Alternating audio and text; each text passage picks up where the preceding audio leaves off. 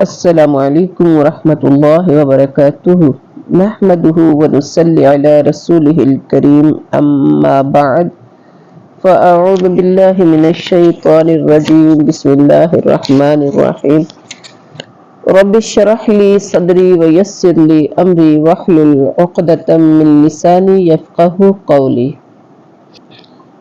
اللہم اشرح صدورنا للاسلام وزین اخلاقنا بالقرآن ونور قلوبنا بالقرآن اللہم صل علی محمد وعلی آل محمد کما صلیت علی ابراہیم وعلی آل ابراہیم انک حمید مجید اللہم بارک علی محمد وعلی آل محمد کما بارکت علی ابراہیم وعلی آل ابراہیم انک حمید مجید وَاذْكُرْ فِي الْكِتَابِ إِبْرَاهِيمَ اور آپ ذکر کیجئے کتاب میں ابراہیم کا اِنَّهُ بے شک وہ کانا تھا صدیقاً نبیّا نہایت سچا نبی۔ اس کتاب میں ابراہیم علیہ السلام کا قصہ بیان کیجئے، بے شک وہ بڑی سچائی والے پیغمبر تھے۔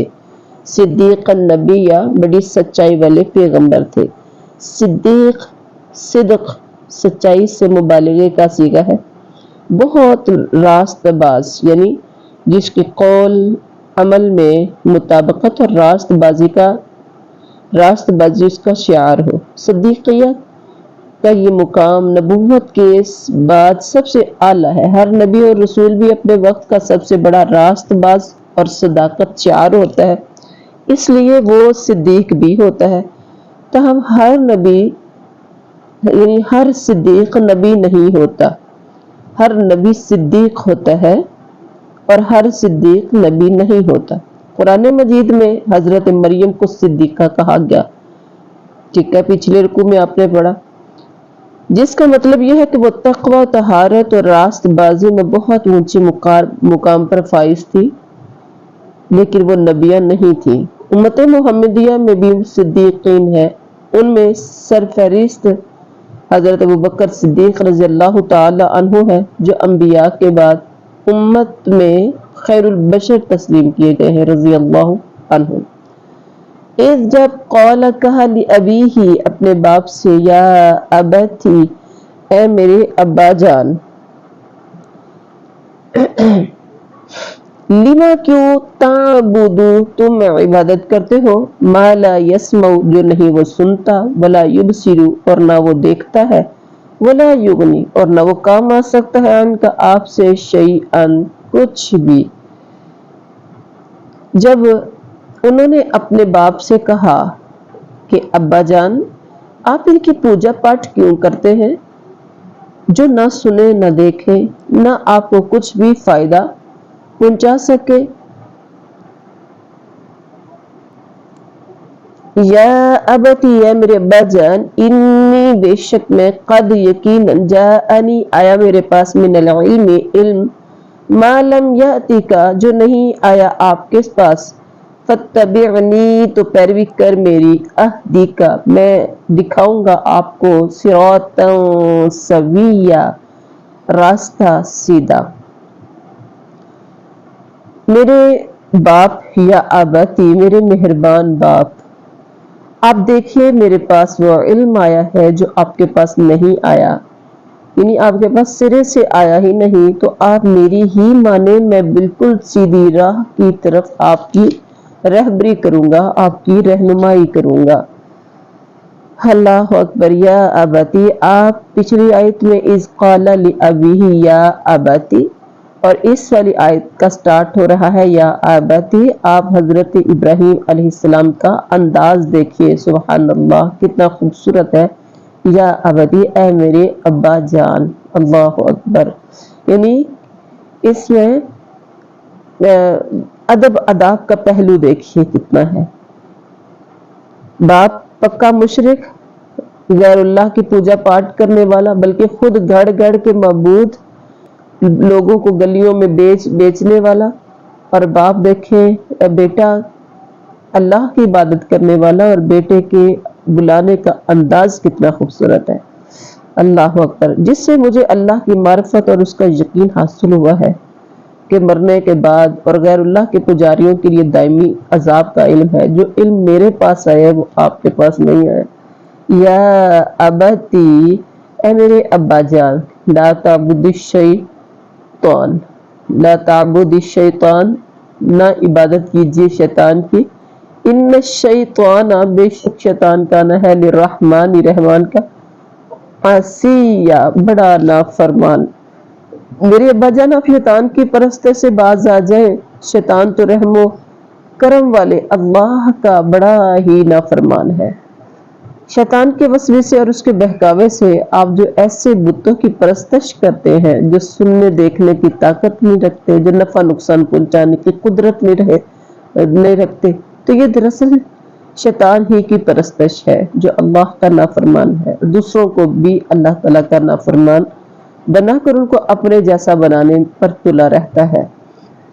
اور اس وقت حضرت ابراہیم کے والد کا یہ طریقہ کار تھا، تو آج کے مشرک مسلمانوں کا بھی یہی طریقہ کار ہے۔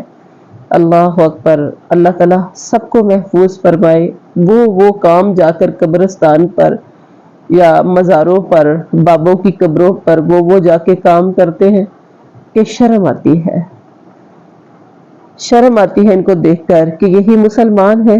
اللہ اکبر، کہلانے کو یہ اپنے آپ کو مسلمان کہلا رہے ہیں لیکن کام سارے شیطانوں والے کر رہے ہیں، اور ہر وہ عبادت جو اللہ کی ذات کے لیے کرنی تھی، یہ وہ عبادت غیر اللہ کے لیے کر رہے ہیں۔ اللہ اکبر، یا ابتی، اے میرے ابا جان، انی، بے شک میں، اخاف، ڈرتا ہوں، ان یمسک، کہ وہ چھوئے تجھے، عذاب من الرحمن، عذاب رحمان کی طرف سے، فتکون، پھر تو ہو جائے، للشیطان، شیطان کا، ولی، یا دوست۔ ابا جان مجھے خوف لگا ہوا ہے۔ اللہ اکبر، کتنا خوبصورت انداز۔ ابا جان مجھے خوف لگا ہوا ہے کہ کہیں آپ پر کوئی عذاب الہی نہ آ پڑے، کہ آپ شیطان کے ساتھی بن جائیں۔ کتنا ہمدرد بیٹا ہے، کتنی خوبصورت تبلیغ ہے۔ اللہ اکبر، اگر آپ اپنے شرک و کفر پر باقی رہے، اسی حالت میں آپ کو موت آ گئی، تو عذاب الہی سے آپ کو کوئی بچا نہیں سکے گا، یا دنیا میں ہی آپ عذاب کا شکار ہو جائیں گے اور شیطان کے ساتھی بن کر ہمیشہ کے لیے راندہ بارگاہ الہی ہو جائیں گے۔ حضرت ابراہیم نے باپ کے ادب و احترام کے تقاضوں کو پوری طرح ملحوظ رکھتے ہوئے نہایت شفقت اور پیار کے لہجے میں باپ کو توحید کا واعظ سنایا، لیکن توحید کا یہ سبق کتنے ہی شیریں اور نرم لہجے میں بیان کیا جائے، مشرک کے لیے ناقابل برداشت ہی ہوتا ہے۔ مشرک باپ نے اس نرمی اور پیار کے جواب میں نہایت درستی تلخی کے موحد بیٹے کو، یعنی نہایت سختی کے ساتھ موحد بیٹے کو کہا کہ اگر تو میرے معبودوں سے روگردانی کرنے سے باز نہ آیا تو میں تجھے سنسار کر دوں گا۔ آج بھی کوئی توحید پرست اپنے باپ کو یا اپنی والدہ کو، یا چھوٹا بھائی اپنے بڑے بھائی کو، یا بڑا بھائی اپنے چھوٹے بہن بھائیوں کو، یا گھر کا کوئی بھی فرد جس کو اللہ کی ذات توحید کی ہدایت دے دے، جس کو سیدھا راستہ دکھا دے، تو وہ اگر اس طرح سے تبلیغ کرے تو گھر والوں کی طرف سے ایسا ہی کچھ ملنے کو آتا ہے۔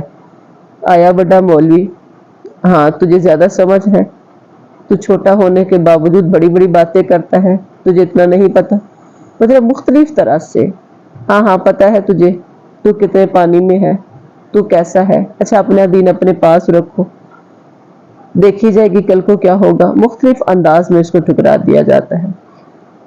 کہنے لگا، قال، اس نے کہا، کیا راغب، بے رغبتی کرنے والا ہے، انت تو عن آلہتی، میرے معبودوں سے، یا ابراہیم، اے ابراہیم، لئن لم تنتہی، یقیناً اگر تو باز نہ آیا، لأرجمنک، ضرور میں سنسار کر دوں گا تجھے، وہجرنی، اور تو چھوڑ جا مجھے، ملیہ، ہمیشہ کے لیے۔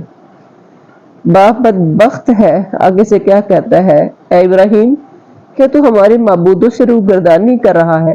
سن لو، اگر تو باز نہ آیا تو میں تجھے پتھروں سے مار ڈالوں گا. سنسار کہتے ہیں یعنی پتھروں سے لا ارجمنکم، رجم کرنا، پتھر سے مار مار کے پتھر سے جان سے ختم کر دینا، اس کو کہتے ہیں رجم کرنا.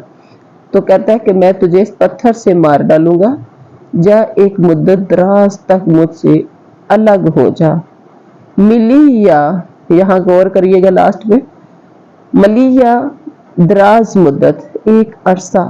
دوسرے معنی اس کے صحیح و سالم کے کیے گئے، یعنی مجھے ہار پر چھوڑ دے، کہیں مجھ سے اپنے ہاتھ پیر نہ تڑوا لینا. اللہ اکبر. تو آج کے دور میں بھی کوئی جھوٹا ہو اور اسے کوئی سیدھے راستے پر لانے کی کوشش کرے، یا کوئی غلط ہو تو اس کو صحیح راست پر لانے کے لیے کوشش کرے تو آگے سے مارنے کی دھمکی ملتی ہے. اور ہمارے وہ عالم دین جو صحیح توحید پرست ہے، جو سچا دین لوگوں کو سناتے ہیں، بتاتے ہیں، دلائل کے ساتھ بات کرتے ہیں، اور وہ مولوی جو دلائل کے ساتھ بات نہیں کرتے، تو ایسے لوگوں کو اگر کوئی بات بتائے تو وہ بھی رجم کی باتیں، مار ڈالنے کی باتیں اور اس طرح سے الزام تراشیاں کرتے ہیں اور دھمکیاں دیتے ہیں. یہ شروع سے ہی جاہلوں کا طریقہ کار چلتا رہا ہے. قال، کہا ابراہیم نے، سلام علیک، سلام تجھ پر، سأستغفر، ان قریب میں بخشش مانگوں گا، لکا تیرے لیے، ربی، اپنے رب سے، انہو بے شک وہ کان ہے، بی مجھ پر، حفیہ بہت ہی مہربان. کہا اچھا تم پر سلام ہو، میں تو اپنے پروردگار سے تمہاری بخشش کی دعا کرتا رہوں گا، وہ مجھ پر حد درجہ مہربان ہے. اللہ اکبر. قال سلام علیک، سلام علیک، تم پر سلامتی ہو. یہ سلام تحیہ نہیں ہے جو ایک مسلمان دوسرے مسلمان کو کرتا ہے، یعنی جب آپ ایک کسی کو سلام کرتے ہیں تو آپ ایک تحفہ بھیج رہے ہوتے ہیں. سلام کا مطلب تم پر سلامتی ہو، یعنی تمہارا مال، تمہاری جان، تمہاری عزت میرے طرف سے سلامت رہے، یعنی آپ کی عزت کو، آپ کے وقار کو، آپ کے مال کو مجھ سے نقصان نہیں ہوگا. تو یہاں پر جو سلام ہے وہ اس معنی میں تحفے کے معنی میں نہیں ہے، تحیہ کے معنی میں نہیں ہے، بلکہ یہ ترک مخاطبت کا اظہار ہے. جیسے سورۃ الفرقان آیت نمبر 63 میں ہے، وَإِذَا خَاطَبَهُمُ الْجَاهِلُونَ قَالُوا سَلَامًا، جب بے علم لوگ ان سے باتیں کرتے ہیں تو وہ کہہ دیتے ہیں کہ سلام ہے. میں اہل ایمان اور بندگان الہی کا طریقہ یعنی اس میں بتایا گیا ہے کہ سلام علیک، جب آپ کسی جاہل سے رابطہ نہ کرنا چاہیں، اس سے بات منقطع کرنا چاہیں تو قال سلام کہہ دیں. سأستغفر لک ربی، میں تمہارے لیے اپنے رب سے بخشش ضرور کرتا رہوں گا. یہ اس وقت کہا جب حضرت ابراہیم کو مشرک کے لیے مغفرت کی دعا کرنے کی ممانعت کا علم نہیں تھا. جب یہ پتہ چلا کہ مشرک کے لیے آپ دعائے مغفرت نہیں کر سکتے تو آپ نے دعا کا سلسلہ موقوف کر دیا تھا، جو کہ سورۃ توبہ میں بھی ہے. وَأَعْتَزِلُكُمْ، میں کنارہ کرتا ہوں تم سے، وَمَا، اور جو، تَدْعُونَ، تم سب پکارتے ہو، مِن دُونِ اللَّہ، اللہ کے سوا، وَأَدْعُو، اور میں پکارتا ہوں، ربی، اپنے رب کو، عسیٰ، امید ہے، اللہ کہ نہ، اکون، ہوں گا میں، بدعاء ربی، اپنے رب کو پکارنے سے، شقیّا، بے نصیب. وَأَعْتَزِلُكُمْ وَمَا تَدْعُونَ مِن دُونِ اللَّہ، میں تو تمہیں بھی اور جن کو تم اللہ کے سوا پکارتے ہو انہیں بھی سب کو چھوڑ رہا ہوں، صرف اپنے پروردگار کو پکارتا رہوں گا. مجھے یقین ہے کہ میں اپنے پروردگار سے دعا مانگ کر محروم نہیں رہوں گا. آج کے ہمارے مومن کا بھی یہی عقیدہ ہونا چاہیے، اللہ پر پختہ یقین ہونا چاہیے کہ اللہ سے مانگ کر کبھی بھی محروم نہیں رہیں گے. فلما، پھر جب، فلما اعتزلہم، پھر جب وہ کنارہ کر گیا ان سے، وما، اور جو، یعبدون، وہ سب عبادت کرتے تھے، من دون اللہ، اللہ کے سوا، وہبنا ہم نے عطا کیا لہو اسے اسحاق و یعقوب، اسحاق اور یعقوب، وکلن جعلنا نبیا اور ہر ایک کو ہم نے بنایا نبی، اور ان سب کو ہم نے اپنی رحمت سے رحمتیں عطا کی فلما اعتزلهم وما يعبدون من دون اللہ، جب ابراہیم علیہ السلام ان سب کو اور اللہ کے سوا ان کے سب معبودوں کو چھوڑ چکے تو ہم نے انہیں اسحاق و یعقوب علیہ السلام عطا فرمائے اور دونوں کو نبی بنا دیا۔ کتنا بڑا اللہ نے انعام دیا۔ ادھر سے مشرک باپ کو چھوڑا اور ان کے معبودوں کو چھوڑا تو میرے رب کا انعام ہوا۔ پتہ چلا کہ جب آپ قربانیاں دیتے ہیں تو اللہ کی ذات آپ پر انعامات کرتی ہے۔ یعنی نبوت کے لیے اللہ تعالیٰ نے حضرت یعقوب اور اسحاق علیہ السلام کے بیٹے یعنی حضرت ابراہیم کے پوتے تھے حضرت یعقوب علیہ السلام، حضرت اسحاق کے بیٹے یعنی حضرت ابراہیم کے پوتے تھے۔ اللہ تعالیٰ نے ان کا ذکر بھی بیٹے کے ساتھ ہی اور بیٹے ہی کی طرح کیا، یعنی دادے کیا کہتے ہیں بیٹا اور بیٹے کے بعد آگے اس کا بیٹا، تو یہ سمجھے بیٹے کی طرح ہی ذکر کیا، بیٹے کا بھی کر دیا اور بیٹے کے ساتھ بیٹے کے بیٹے کا یعنی پوتے کا بھی ذکر کر دیا۔ مطلب یہ کہ جب حضرت ابراہیم علیہ السلام توحید الہی کی خاطر باپ کو، گھر کو اور اپنے وطن کو چھوڑ دیا تو اللہ تعالیٰ کی طرف ہجرت کر گئے، اللہ اکبر، اللہ تعالیٰ کی خاطر ہجرت کر گئے تو ہم نے انہیں اسحاق و یعقوب علیہ السلام سے نوازا تاکہ ان کی انس و محبت اور باپ کی جدائی کا صدمہ ختم ہو جائے۔ سبحان اللہ۔ وَوَهَبْنَا اور ہم نے نوازا لہم انہیں مِن رحمتنا، لہم مِن رحمتنا اپنی رحمت سے، وَجَعَلْنَا اور ہم نے بنایا لہم ان کے لیے لسان سچائی کو، لسان صدق، لسان زبان، صدق سچائی کی، علیہ بہت بلند، وَوَهَبْنَا لَهُم مِّن رَحْمَتِنَا اور ان سب کو ہم نے اپنی بہت سی رحمتیں عطا کی اور ہم نے ان کے ذکر جمیل کو بلند درجے کا کر دیا۔ سبحان اللہ۔ سب سے پہلے تو ہم نے ان کو بہت سی رحمتیں عطا کی۔ یہاں آپ غور کیجئے، نبوت کے علاوہ بھی اور بہت سی رحمتیں ہم نے انہیں عطا کی، مثلا مال، مزید اولاد، اور پھر اسی سلسلہ نسب میں عرصہ دراز تک نبوت کے سلسلے کو جاری رکھنا، یہ سب سے بڑی رحمت تھی جو ان پر اللہ نے کی۔ اس لیے حضرت ابراہیم علیہ السلام ابو الانبیاء کہلاتے ہیں۔ اللہ اکبر، جتنی بڑی قربانی دی اتنے بڑے بڑے انعامات اللہ نے کر دیے۔ اور اس کے بعد کہا لسان صدق علیہ، لسان صدق سے مراد ثناء حسن اور ذکر جمیل ہے، لسان کی اضافت صدق کی طرف کی اور پھر اس کا وصف علو بیان کیا، جس سے اس طرف اشارہ کر دیا کہ بندوں کی زبانوں پر جو ان کا ذکر جمیل رہتا ہے تو وہ واقعی اس کے مستحق ہیں۔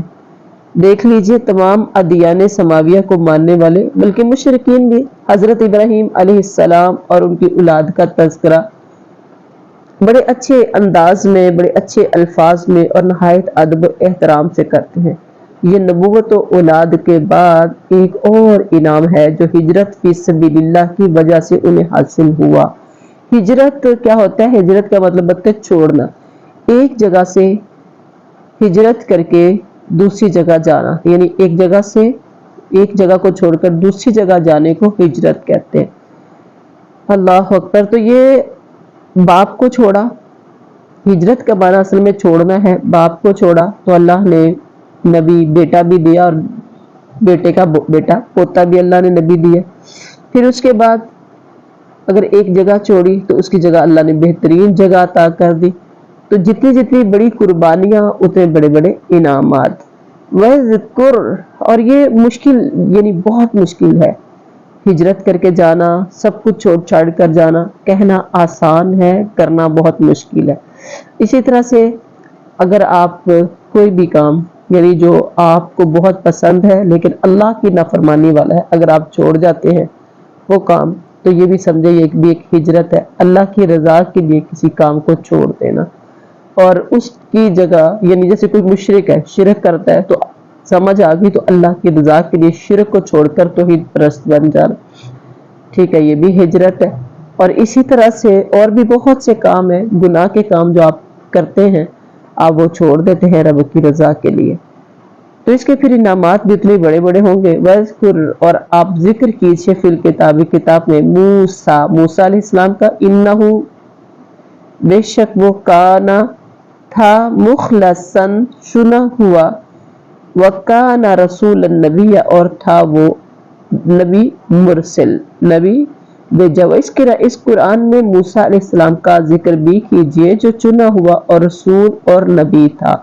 مخلص، مصطفیٰ، مجتبی اور مختار، چاروں الفاظ کا مفہوم ایک ہی ہے، یعنی رسالت و پیغامبری کے لیے چنا ہوا، پسندیدہ شخص. رسول بمعنی مرسل ہے، جس کا معنی ہے بھیجا ہوا، اور نبی کے معنی اللہ کا پیغام لوگوں کو سنانے والا یا وحی الہی کی خبر دینے والا.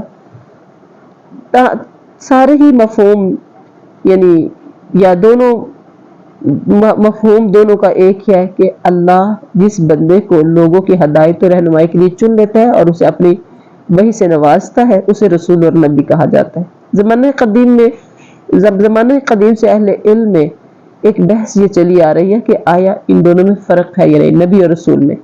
اگر ہے تو وہ کیا ہے؟ فرق کرنے والے بالعموم کہتے ہیں کہ صاحب شریعت یا صاحب کتاب کو رسول اور نبی کہا جاتا ہے. جو پیغمبر اپنے سابقہ پیغمبر کی کتاب یا شریعت کے مطابق ہی لوگوں کو اللہ کا پیغام پہنچاتا رہا، وہ صرف نبی ہے، رسول نہیں ہے. تاہم قرآن کریم میں ان کا اطلاق ایک دوسرے پر بھی ہوا ہے، بعض جگہ متقابل بھی آئے ہیں، واللہ عالم.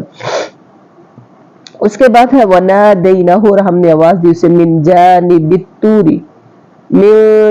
الطور الایمن، طور کی دائیں جانب سے، وَقَرَّبْنَاهُ، اور ہم نے قریب کیا اسے، نجیّا، سرگوشی کے لیے، اور ہم نے اسے طور کی دائیں جانب سے ندا کی اور راز گوئی کرتے ہوئے اسے قریب کر لیا. اللہ اکبر، کیا انداز ہوگا جب حضرت موسیٰ کو اللہ نے اپنے قریب کر کے ان سے سرگوشی کی. سرگوشی جانتے ہیں کس کو کہتے ہیں؟ سرگوشی کہتے ہیں بالکل کان میں یعنی بات کرنا، آہستہ آہستہ، چپکے چپکے. وَوَهَبْنَا، اور ہم نے عطا کیا لہ اس کو، من رحمتنا، اپنی رحمت سے، اخاہ، اس کا بھائی، ہارون نبی، اس کا بھائی ہارون نبی بنا کر، اور اپنی خاص مہربانی سے اس کے بھائی کو نبی بنا کر عطا فرمایا. وَاذْكُرْ، اور یہ ہم پہلے حضرت موسیٰ کا بڑے اچھے سے، موسیٰ علیہ السلام کا پورا مفصل قصہ پڑھ چکے ہیں، تو اللہ نے بھی یہاں پر مختصر سا بیان کر کے آگے ایک اور قصہ شروع کر دیا. وَاذْكُرْ، اور یاد کیجئے، فی الکتاب، کتاب میں، اسماعیل کا بھی، انہو، بے شک وہ، کانا، تھا، صادق الوعد، وعدے کا سچا، وکانا، اور وہ تھا، رسول نبی، یعنی وہ رسول بھی تھا اور نبی تھا. اس کتاب میں اسماعیل علیہ السلام کا واقعہ بھی بیان کیجیے، وہ بڑا ہی وعدے کا سچا تھا اور تھا بھی رسول اور نبی. اللہ اکبر، کتنی خوبصورت صفتیں بیان کی گئی ہیں. وعدے کا سچا، وکانا یامرو، دعا کیجیے اللہ تعالی ہمیں بھی صادق الوعد بنا دے، کبھی کوتاہیاں ہیں اللہ تعالیٰ دور فرما دے. وکانا یامرو، اور تھا وہ حکم کرتا، اہلہ، اپنے گھر والوں کو، بالصلاۃ، نماز کا، والزکوٰۃ، اور زکوٰۃ کا، وکانا، اور تھا وہ، عند ربہ، اپنے رب کے نزدیک، مرضیہ، پسندیدہ. وہ اپنے گھر والوں کو برابر نماز اور زکوٰۃ کا حکم دیتا تھا اور تھا بھی اپنے پروردگار کی بارگاہ میں پسندیدہ اور مقبول. اللہ اکبر، یہاں ان کی خوبیاں بتائی گئی ہیں. وہ نماز اور زکوٰۃ کا اپنے گھر والوں کو حکم کرنے والا تھا. پتہ چلا کہ نماز اور زکوٰۃ بہت زیادہ ضروری اعمال ہیں اور ان کا حکم دینا ہر مسلمان پر فرض ہے کہ وہ اپنے گھر والوں کو ان کا حکم دے. وَاذْكُرْ فِي الْكِتَابِ، بھی، اور آپ ذکر کیجئے کتاب میں، ادریس کا بھی، انہو کانا، بے شک تھا وہ، تھا، صدیق النبی، نہایت سچا نبی تھا. اور اس کتاب میں ادریس علیہ السلام کا بھی ذکر کیجئے، وہ بھی نیک کردار پیغمبر تھا ورفعناہ اور ہم نے بلند کیا اسے مکانن علیہ بہت اونچے مقام پر، ہم نے اسے بلند مقام پر اٹھا لیا۔ حضرت ادریس علیہ السلام کہتے ہیں کہ حضرت آدم کے بعد پہلے نبی تھے اور حضرت نوح کے بعد یہ ان کے والد کے دادا تھے۔ انہوں نے ہی سب سے پہلے کپڑے سیے، یعنی کپڑوں کی سلائی کا کام سب سے پہلے حضرت ادریس علیہ السلام نے کیا۔ رفعت کا مکان، رفعت مکان سے کیا ہے مراد ہے، یہ ہے نا آپ نے پڑھا ورفعناہ مکانن علیہ، اور ہم نے انہیں اٹھایا بہت اونچے مقام پر۔ یہ رفعت مکان کیا ہے؟ بعض مفسرین نے اس کا مفہوم رفع الی السماء سمجھا کہ حضرت عیسیٰ علیہ السلام کی طرح انہیں بھی آسمان پر اٹھا لیا گیا، لیکن قرآن کے الفاظ اس مفہوم کے لیے صریح نہیں ہیں، اور کسی صحیح حدیث میں بھی یہ بیان نہیں ہوا کہ حضرت عیسیٰ علیہ السلام کی طرح یہ اٹھائے گئے ہیں۔ البتہ اسرائیلی روایات میں ان کے آسمان پر اٹھائے جانے کا ذکر ملتا ہے، جو اس مفہوم کے اثبات کے لیے کافی نہیں ہے۔ اس لیے زیادہ صحیح بات یہ ہے کہ اس سے مراد مرتبت کی وہ بلندی ہے، مرتبے کی وہ بلندی ہے جو نبوت سے سرفراز کر کے انہیں عطا کی گئی تھی۔ واللہ اعلم۔ اولئک الذین، یہی وہ لوگ ہیں، انعم اللہ، انعام کیا اللہ نے، علیہم ان پر، من النبیین، نبیوں میں سے، من ذریت آدم، آدم کی اولاد میں سے، وممن حملنا، اور ان کی نسل میں سے جنہیں ہم نے عطا کیا مع نوح کے ساتھ، ومن ذریت ابراہیم، اور ابراہیم کی اولاد میں سے، واسرائیل، اور اسرائیل یعنی یعقوب کی اولاد میں سے، وممن، اور ان میں سے جنہیں ہدینا، ہم نے ہدایت دی، واجتبینا، اور ہم نے چن لیا، وَإِذَا تُتْلَى، جب پڑھی جاتی ہے ان پر آیات الرحمن، رحمان کی آیتیں، خروا، وہ گر پڑتے ہیں، سجداً وبکیہ، سجدہ کر، گویا اللہ تعالیٰ کی آیات کو سن کر رکعت اور بکا کی کیفیت کا طاری ہو جانا اور عظمت الہی کے آگے سجدہ ریز ہو جانا بندگان الہی کی خاص علامت ہے۔ سجدہ تلاوت کی مسنون دعا یہ ہے، سجد وجہی للذی خلقہ وصورہ وشق سمعہ وبصرہ بحولہ وقوتہ، یہ ابو داؤد، ترمذی، نسائی بحوالہ مشکات، باب سجود القرآن، ٹھیک ہے۔ بعض روایات میں اضافہ ہے فتبارک اللہ احسن الخالقین، تو آپ اتنی بھی پڑھ سکتے ہیں اور پوری بھی پڑھ سکتے ہیں۔ اس کے بعد ہے فخلف من بعدہم، پھر جانشین ہوئے ان کے بعد، خلف، نہ خلف یعنی برے لوگ، اضاعوا الصلاۃ، جنہوں نے نماز کو ضائع کر دیا، واتبعوا الشہوات، اور ان سب نے پیروی کی خواہشات کی، فسوف، تو ان قریب، یلقون وہ سب ملیں گے غیّا، گمراہی کو، فخلف من بعدہم خلف اضاعوا الصلاۃ، پھر ان کے بعد ایسے ناخلف پیدا ہوئے کہ انہوں نے نماز ضائع کر دی اور نفسانی خواہشوں کے پیچھے پڑ گئے، سو ان کا نقصان ان کے آگے آئے گا۔ یعنی انعام یافتہ بندگان الہی کا تذکرہ کرنے کے بعد ان لوگوں کا ذکر کیا جا رہا ہے جو اس کے برعکس اللہ تعالیٰ کے احکام کی سے غفلت اور اعراض کرنے والے تھے۔ یہ اللہ تعالیٰ کا اصول ہے، جہاں پر جنتیوں کا تذکرہ وہاں جہنمیوں کا تذکرہ، یہاں نیکوں کا تذکرہ ساتھ ہی بدوں کا تذکرہ، جہاں پر مشرک کا تذکرہ وہاں ہی موحد کا تذکرہ، اور جہاں پر یہاں دیکھیں جہاں فرما برداروں کا تذکرہ کیا، انعام یافتہ لوگوں کا تذکرہ کیا، ساتھ ہی اب ایسے لوگوں کا تذکرہ کیا جو اللہ کے احکام سے غفلت کرنے والے تھے۔ یہ میرے رب کی سنت ہے، یہ طریقہ ہے۔ نماز کے ضائع کرنے سے مراد یا تو بالکل نماز کا ترک ہے جو کفر ہے، یا ان کے اوقات کو ضائع کرنا، یعنی وقت میں نماز نہ پڑھنا، جب جی چاہا نماز پڑھ لی، یا بلا عذر اکٹھی کر کے پڑھنا، یا کبھی 2 کبھی 4 اور کبھی 1 اور کبھی 5 پڑھ لینا، نمازوں کی پابندی نہ کرنا، جب دل چاہا جیسے دل چاہا ادا کر لینا، یہ بھی تمام صورتیں نماز کو ضائع کرنے کی ہے، یاد رکھیے۔ اور آج میں آپ سب اپنے اپنے گریبان میں ذرا جھانک کے ایسا کر رہے ہیں کہ نہیں؟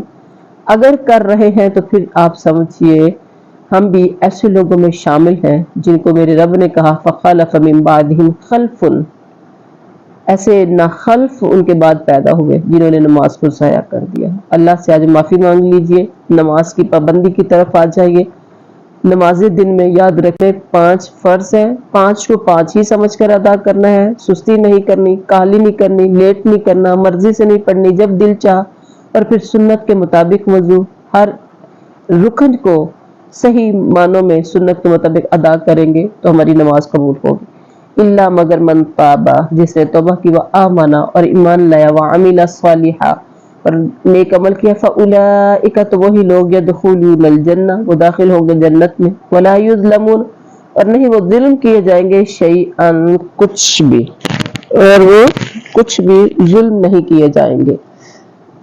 بجوز ان کے پیچھے تھا کہ جنہوں نے نمازوں کو ضائع کر دیا اور اب نفسانی خواہشوں کے پیچھے پڑ گئے، ان کا نقصان ان کے آگے آئے گا، بجوز ان کے جو توبہ کر لیں، ہاں جو توبہ کر لیں اور ایمان لے آئیں، نیک عمل کر لیں، ایسے لوگ جنت میں جائیں گے اور ان کی ذرا سی بھی حق تلفی نہیں کی جائے گی، یعنی جو توبہ کر کے ترک صلاۃ اور اتباعی شہوات سے باز آ جائیں، ایمان اور عمل صالح کے تقاضوں کا اہتمام کر لیں، تو ایسے لوگ مذکورہ انجام بد سے محفوظ اور جنت کے مستحق ہوں گے۔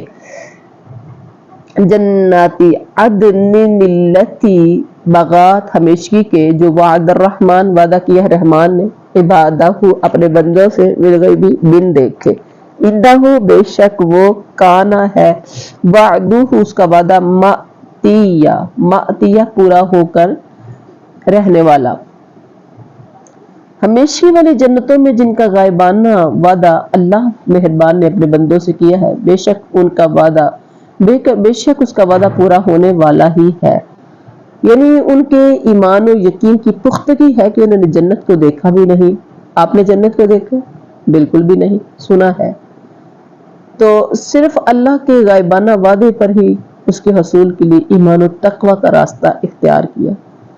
اللہ اکبر۔ اللہ ہم نے جنت کو دیکھا نہیں، یا اللہ ہم نے قرآن پاک میں پڑھا ہے، ہمیں بھی وہ جنت عطا کر دینا۔ ہمارا پختہ یقین ہے کہ انشاءاللہ اللہ نے جنت بنائی ہے، اور اللہ تعالیٰ اپنی خاص رحمت سے اللہ تعالیٰ ہمارا نام جنتیوں کی فہرست میں شامل کر دے، آمین۔ لا یسمعون نہیں وہ سنیں گے، فیہا اس میں، لغون کوئی لغو بات، الا سلامہ مگر سلام، وَلَهُمْ اور ان کے لیے رزقہم ان کا رزق، فیہا اس میں، بکرۃ وعشیہ صبح اور شام ہے۔ لا یسمعون فیہا لغوا الا سلامہ وہ لوگ وہاں کوئی لغو بات نہیں سنیں گے، یعنی جنت میں کوئی بہودہ کوئی لغو بات نہیں سنیں گی، صرف سلام ہی سلام سنیں گے، ان کے لیے وہاں سلام صبح و شام ان کا رزق ہوگا۔ اب یہاں دیکھیں پچھلے رکوع میں ہم نے پڑھا تھا سلام کا، جب حضرت ابراہیم کا تذکرہ کیا، ٹھیک ہے، تو وہاں پر کیا ہم نے پڑھا تھا کہ حضرت ابراہیم علیہ السلام جب باپ کو دعوت و تبلیغ دے رہے ہیں اور باپ نے کہا نہیں باز آؤ گے تو میں تجھے پتھر مار مار کے رجم کر دوں گا، تو حضرت ابراہیم نے کہا قال السلام علیک، ٹھیک ہے، تو یہاں پر بھی سلام ہے، لیکن وہاں معنی اور ہے، وہاں سلام یعنی چھوڑنے کے معنوں میں ہے، یا جو مخاطب تھے ایک دوسرے سے بات کر رہے تھے کلام کو ترک کرنے کے معنوں میں تھا، اور یہاں پر جو سلام ہے وہ کیا ہوگا، سلامتی، اور یعنی فرشتے وہاں انہیں سلام کریں گے، تحفہ بھیجیں گے، جو ہم نے سلام کا معنی تحفہ پڑھا، فرشتے انہیں ہر طرف سے سلام کریں گے، سلام کیا ہے، تم ہماری طرف سے بالکل سلامت ہو، کسی قسم کی سزا نہیں ملے گی۔ اور اہل جنت بھی آپس میں، یا پھر ایک اور سلام نغموں کے معنوں میں ہے، سلام بڑے خوبصورت انداز میں انہیں پیش کریں گے جس سے مومنوں کو لذت محسوس ہوگی۔ وَلَهُمْ رِزْقُهُمْ فِيهَا بُكْرَةً وَعَشِيًّا اور ان کے لیے ان کا اس میں رزق ہوگا صبح و شام۔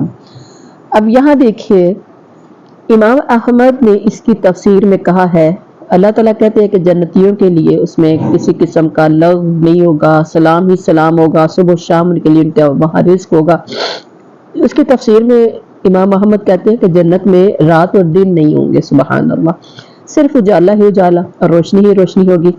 حدیث میں ہے کہ جنت میں داخل ہونے والے پہلے گروہ کی شکلیں 14ویں رات کے چاند کی طرح ہوں گی، سبحان اللہ، وہاں انہیں تھوک نہیں آئے گی، بول و براز نہ ہوگا، یعنی کسی قسم کا یورن موشن یا اس طرح کی کوئی غلاظت نہیں ہوگی. ان کے برتن اور کنگیاں سونے کی ہوں گی اور آب خورے ان کے خوشبودار لکڑی کے ہوں گے. خوشبودار ان کی وہاں پر پینے کے لیے ان کے مشروبات ہوں گے.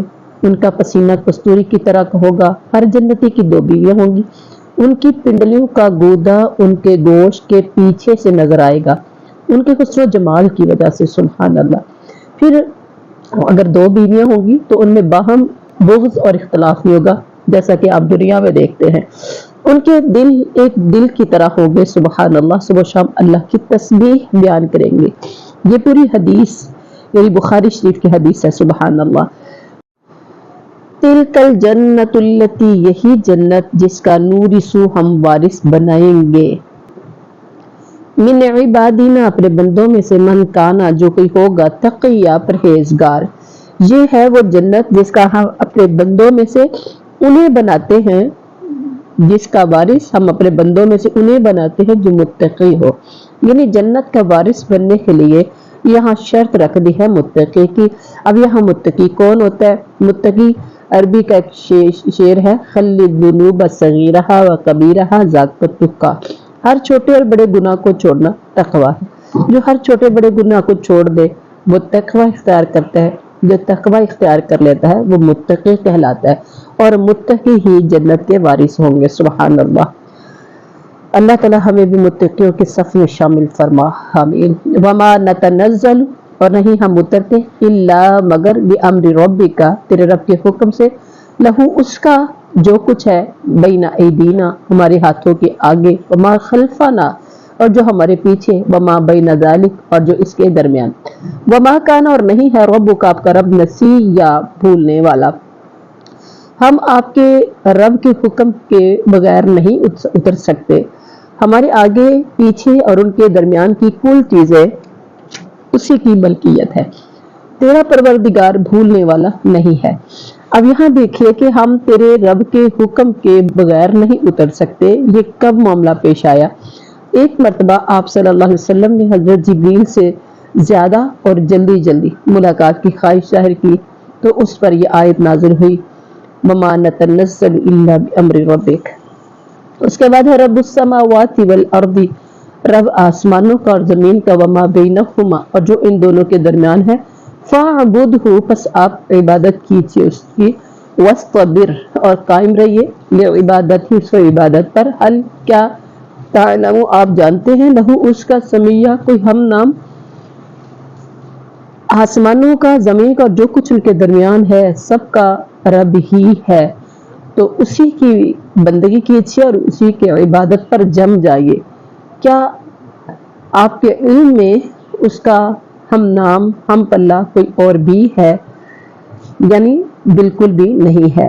عبادت کے لائق صرف اللہ کی ذات ہے. زمین و آسمان اللہ کا، جو کچھ ہی کے درمیان ہے وہ سب اللہ کا. تو جب سب کچھ اللہ کا ہے تو عبادت بھی اسی کی ہے اور اسی کی عبادت پر جم جائیے. اور یقیناً اللہ کا کوئی ہم نام، کوئی ہم پلہ، کوئی عبادت کے لائق، کوئی مثل اس کی، کوئی اس جیسا نہیں ہے. تو یہ تھا آج کا ہمارا سبق. سبحان ربک رب العزت عما یصفون وسلام علی المرسلین والحمد للہ رب العالمین.